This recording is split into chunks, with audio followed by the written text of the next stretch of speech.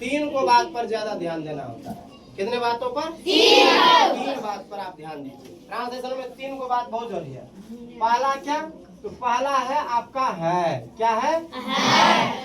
जो आप है कहते हो है ना, इसके बाद हूँ, इसके बाद हो, है ना, इसके बाद है, ये बात कहते हो ना। और उसके बाद आपको याद क्या रखना होगा? था, थे, थी, है ना। और इसके बाद आपको याद रखना होता है क्या? गा, गे, गी। समझ में आया बात? ये गा, गे, गी, था, थे, थी, है, हूँ, है, हो, ये बात जो आप कहते हो, तो ये तीनों चीज को ना जानना आप लोगों के लिए क्या है? जरूरी है। एक बात में आप समझ लीजिए कि यहाँ पर आप जो है देख रहे हो, इसको आप क्या मानोगे? Present, PRESE। प्रेजेंट का अर्थ होता है वर्तमान। क्या होता है? वर्तमान। इसके बाद आपका होता है पास्ट, PAST। पास्ट का अर्थ होता है भूत। क्या होता है? भूतकाल, जिसको हम लोग कहते हैं, काल माने समय होता है, भूतकाल। और आप देख रहे हो क्या? गागे की माने क्या होता है? भविष्य काल, जिसको आप फ्यूचर टेंस कहते हैं, माने फ्यूचर, FUTURE।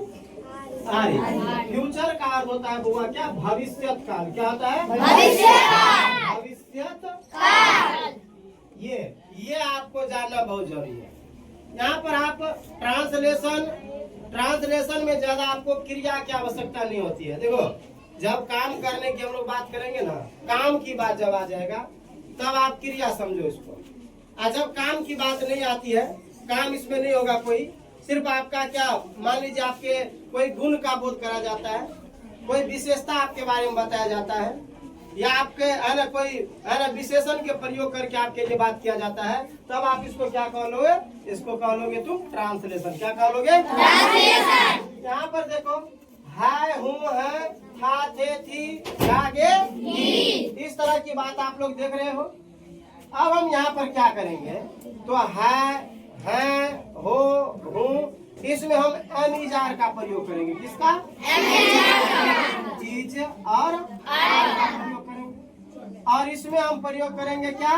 तो याद रखिएगा, इसमें देखो था, थे, थी है ना, तो यहाँ पर हम वाज और किसका? प्रयोग करेंगे। और गागेगी में अक्सर हम क्या करते हैं? और है ना विल, वी का प्रयोग करते हैं। ये आप लोग जानते हो ना, शैल बी और समझो ध्यान से, शैल बी और विल बी का प्रयोग करते हैं। जब भी कभी ट्रांसलेशन आप लोग बनाने लगो या बनाने की पीरियड में आओ, आपको पता चले कोई आदमी हमको ट्रांसलेशन पूछ दिया है, तो कैसे करेंगे? तो यदि आप ट्रांसलेशन बनाने की परिस्थिति में आते हो ना, तब आपको ये तीनों ही बातों पर ध्यान देना होगा। क्या बात? सो समझिए। पहला बात तो यही कि पूछने वाले ने हमसे क्या पूछा है। क्या पहला बात आपको होना चाहिए? पूछने वाले ने क्या हमसे पूछा है।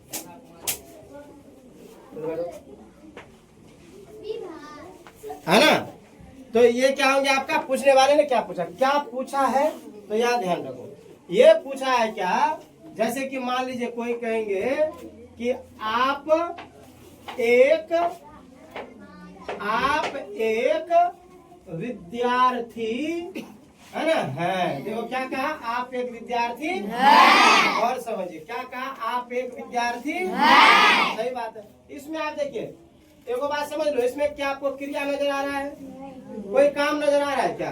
कोई काम नजर आ रहा है क्या? नहीं, काम नहीं नजर आ रहा है, सिर्फ आपका विशेषता बन गया। क्या बन गया? विशेषता। आपका विशेषता क्या बना जानते हो? आपका विशेषता ये बन गया है कि अब आप एक विद्यार्थी हैं। आप कौन है? अब आपके विशेषता विद्यार्थी से है, तो इसको हम टेंस के माध्यम से नहीं, क्योंकि अगर इसमें क्रिया का बोध होता है तो निश्चित रूप से आपका क्या होता है? टेंस हो जाता है। लेकिन यहाँ पर क्रिया ने आपका विशेषता है कि आप क्या है? एक विद्यार्थी है। तो यहाँ पर ट्रांसलेशन क्या बनेगा? देखो, ट्रांसलेशन जब बनाओगे तो तुम्हें ये देखना है क्या है? क्या देखना है? और आप यहाँ पर देखो, जहाँ पर है, हूँ, है, हो, है ना, हो, उसमें हम किसका प्रयोग करते हैं? किसका प्रयोग करते हैं? आप बताओ, आपका मीनिंग क्या होता है? यू। आपका मीनिंग यू। हम यहाँ पर क्या लगाए बउआ? यू लगा दें। क्या लगा दे? यू। यू के साथ किसका प्रयोग होता है? आर का। तो क्या हो जाएंगे? You are. क्या हो जाएंगे? You are. क्या हो जाएगा? You are. और यहाँ पर एक विद्यार्थी है तो इसका मतलब क्या हो गया? यू आर ए।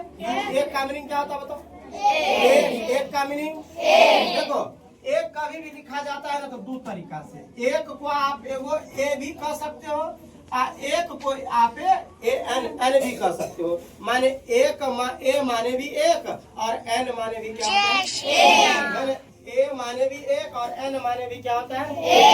ये बात समझ लो सब। लेकिन यहाँ में एक बात है छुपा हुआ, जानते हो क्या? ए तब लगाया जाता है जब है ना ए ई आई ओ यू अर्थात वॉवेल। क्या होता है? वॉवेल। जब आपके किसी भी नॉन के पहले माने नॉन में जब आप बोलते हो पहला अक्षर, वह पहला अक्षर वॉवेल नहीं होना चाहिए। क्या नहीं होना चाहिए? जब वॉवेल नहीं होना चाहिए और तब इसका आप एक का मीनिंग बनाओगे तब ए हो जाएगा। क्या हो जाएगा? लेकिन जब आपके नॉन में पहला ही अक्षर वॉवेल हो, पहला अक्षर क्या हो?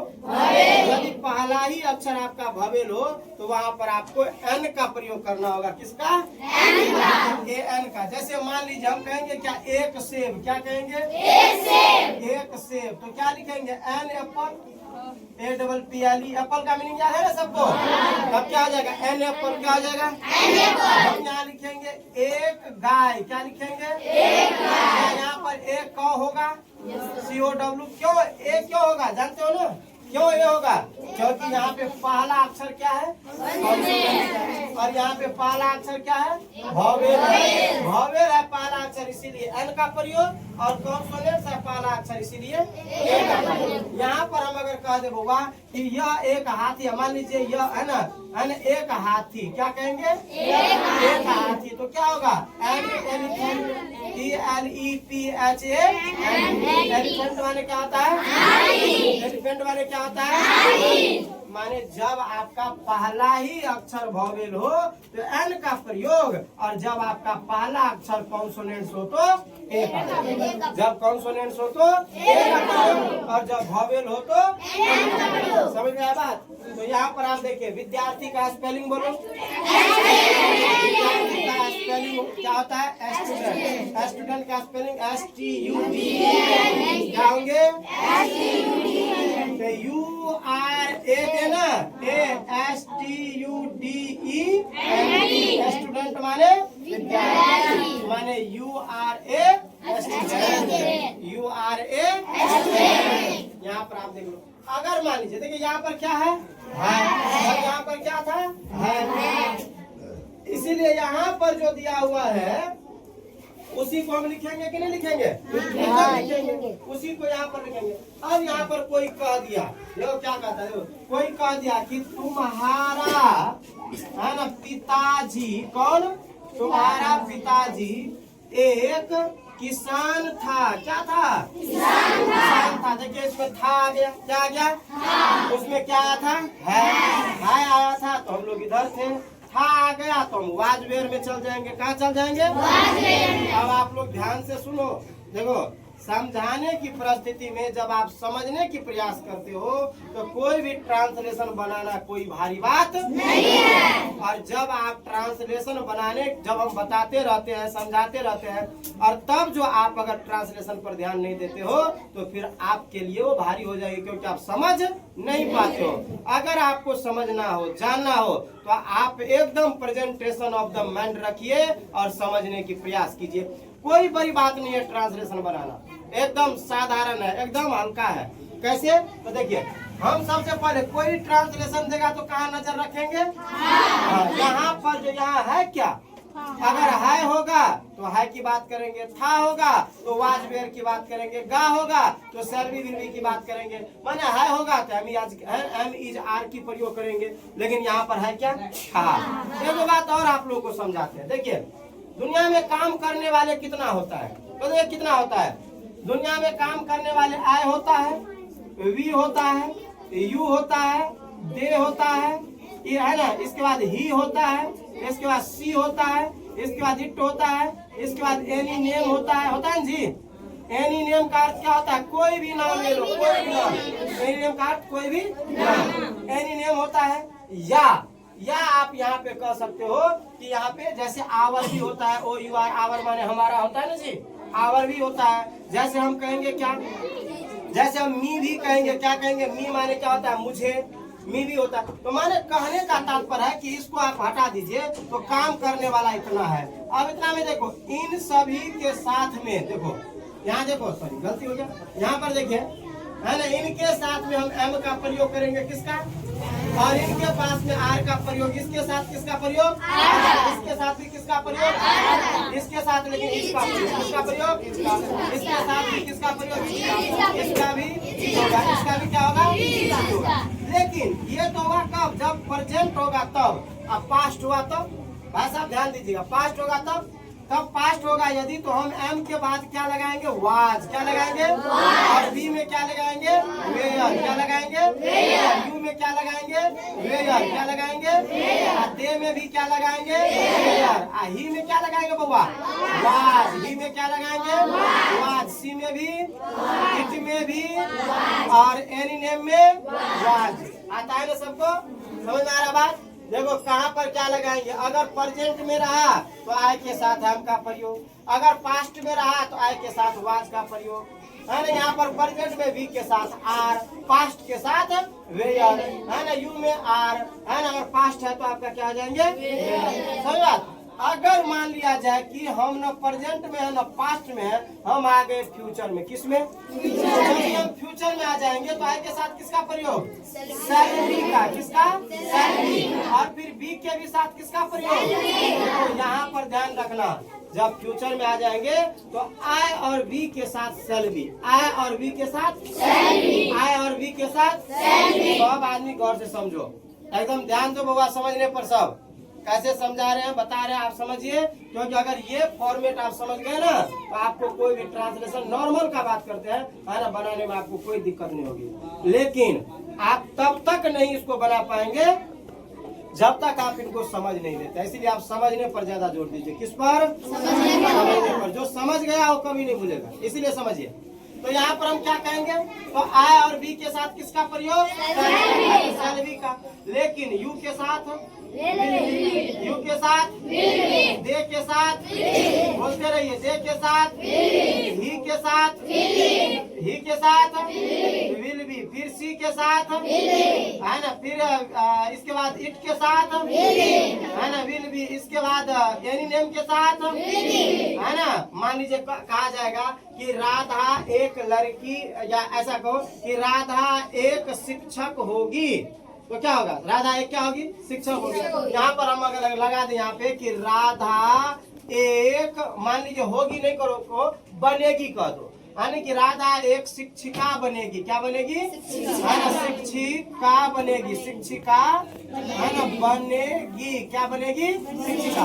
तो राधा एक शिक्षिका बनेगी। तो यहाँ पर क्या होगा? राधा क्या होगा? राधा। राधा के साथ किसका प्रयोग? विल बी का। तो राधा विल, WILL, जानते हो ना, राधा विल बी, है ना, a teacher, TEACHER। Radha will be a teacher. Radha क्या बनेगी? राधा क्या बनेगी? शिक्षिका माने टीचर बनेगी, एक शिक्षिका बनेगी। ठीक है। तो यहाँ पर किसका प्रयोग हो गया बउआ? किसका प्रयोग हो गया? यही बात अभी हम आप लोगों को कह रहे हैं कि देखिए, विल भी हो गया, एनी नेम के साथ भी क्या होगा? है ना, भी ही होगा। एनी नेम के साथ भी क्या होगा? माने आप इनको अगर पहचान लिए ना तो आपको ट्रांसलेशन बनाने में कोई प्रकार की दिक्कत नहीं है, कोई प्रकार की दिक्कत नहीं होगी। लेकिन यदि आप ये नहीं समझते हो तो फिर आपको ट्रांसलेशन बनाने में क्या होगा? दिक्कत। ठीक है। अब यहाँ पर आप देखिए, था में दिए तो था में हम नहीं बनाए हैं तो था का बना देते हैं। था में देखो क्या होता? तुम्हारा पिताजी एक किसान था। तुम्हारा पिताजी क्या था? एक किसान था। तुम्हारा पिताजी का क्या होगा मीनिंग बताओ? Your father. क्या होगा? यहाँ पर YOUR, your, FATHER, father, your father, है ना। यहाँ पर देखो क्या लिखा है हुआ? तो क्या लिखेंगे? योर फादर वाज ए, तो क्या है ना, ए फार्मर। देखो ए क्यों लगा? ए क्यों लगा? क्योंकि फार्मर का मीनिंग क्या होता है? FARMER। क्या होता है? FARMER। देखो सबसे पहले हमने क्या बोले? क्या बोले? FAMER क्या होता है? फार्मर। यहाँ पर देखो पहला शब्द क्या है हुआ? और एफ भवेश नहीं है, एफ क्या है? इसीलिए यहाँ पर ए का प्रयोग। किसका प्रयोग? है ना, फार्मर। समझे? तो इसका मतलब हुआ your father was a, your father was a. समझ में आया? यहाँ पर हम तीनों बता दिया है, था और गी। बताए कि नहीं बताए? और उसके आधार पर अब हम एक बात आपको बताते हैं, ध्यान समझिएगा। जब किसी भी चीज में आपको अवश्य लगा हुआ रहे, क्या लगा हुआ रहे? है ना, अवश्य। क्या लगा हुआ रहे? तब आपका ये गागेगी में जो है ना, ये सिचुएशन आपका बदल जाएगा। अवश्य लगा हुआ रहेगा तो आप गागेगी में आपका सिचुएशन क्या हो जाएंगे? तब जैसे मान लीजिए मैं क्या कहूँगा? मैं कहूँगा कि मैं एक शिक्षक, क्या शिक्षक अवश्य बनूंगा। क्या बनूंगा?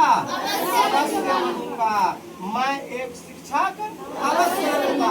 अब यहाँ पर क्या हम बोध करा दिए? अवश्य का। किसका बोध करा दिए? तो स्वाभाविक है, यदि हमने अवश्य आपको बोल दिया है तो यहाँ पर निश्चित रूप से अब आय के साथ शैल भी का प्रयोग, अब आय के साथ शैल भी का प्रयोग, अब आय के साथ किसका प्रयोग होगा?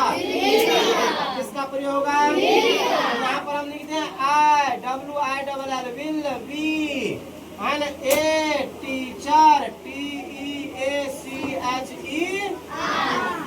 आई will be a, I will be a अवश्य। याद रखना इस बात को, अवश्य को याद रखना। यदि अवश्य आ गया तो आप समझ लीजिएगा कि यहाँ पर अब आई के साथ विल बी, वी के साथ विल बी, बाकी जितना है यू वी जितना, तो अब जो पहले शैल लगता था उसके जगह पर विल, और जिसके जगह पर विल लगता था उसके जगह पर शैल, है ना। इसका प्रयोग करके आप अवश्य को बना सकते हो। आप गौर से देखो, अब कहीं भी अगर मीनिंग आपको याद हो तो आप है वाला बना सकते हैं ना, आप है ना था थे की वाला बना सकते हैं ना, आप गागे की वाला बना सकते हैं ना। कोई दिक्कत है क्या? नहीं होना चाहिए दिक्कत।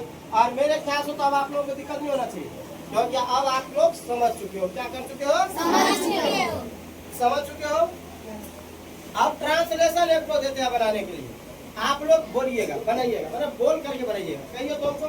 जैसे मान लीजिए हम यहाँ पर लिख दिए कि राम एक, है ना, राम एक डॉक्टर नहीं है। राम एक डॉक्टर नहीं है, इसका ट्रांसलेशन क्या होगा? क्या लिखा आप लोग? राम इज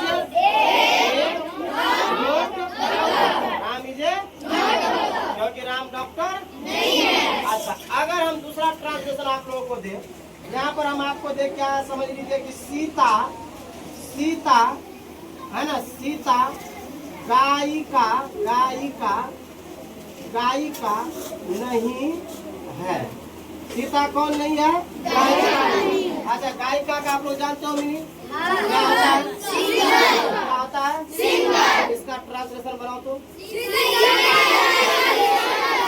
अच्छा, इसका मतलब है कि आपने बोले है कि सीता इज सिंगर, है ना। ये भी आप कर सकते हो क्योंकि सिंगर तो एक ही है ना जी, तो इसीलिए। अच्छा, तो आप लोगों ने अच्छी बात कही। अच्छा, अब हम यहाँ पर अगर आप लोगों से कहें कि तुम लोग है ना अवश्य, तुम लोग अवश्य, है ना, तुम लोग अवश्य एक, है ना, विद्यार्थी बनोगे। मान लो कहेंगे हम विद्यार्थी बनोगे, तो इसका ट्रांसलेशन क्या बनाओगे? बताओ। तुम लोग अवश्य एक विद्यार्थी बनोगे। बताओ क्या बना, क्या इसका होगा? अच्छा, तुम लोगों ने बोला है कि यू